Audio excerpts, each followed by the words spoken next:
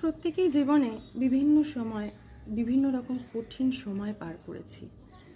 মানসিক কষ্ট, শারীরিক কষ্ট কিংবা অন্য কোনো বিষয়। তো আমার মনে হয় এই কষ্ট পাওয়া বা এই কঠিন পরিস্থিতি যে পার হই আমরা, এটা না কোনো পরিমাপ হয় না। এবার কেন এটা বলছি?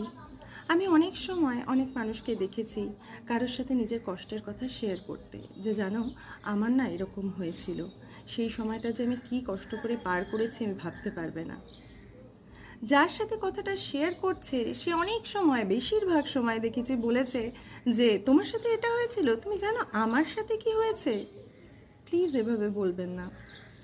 আমরা প্রত্যেকটা মানুষ আলাদা, প্রত্যেকটা মানুষের দুঃখ কষ্ট অনুভূতি কোনো কিছুকে দেখার দৃষ্টিভঙ্গি আলাদা।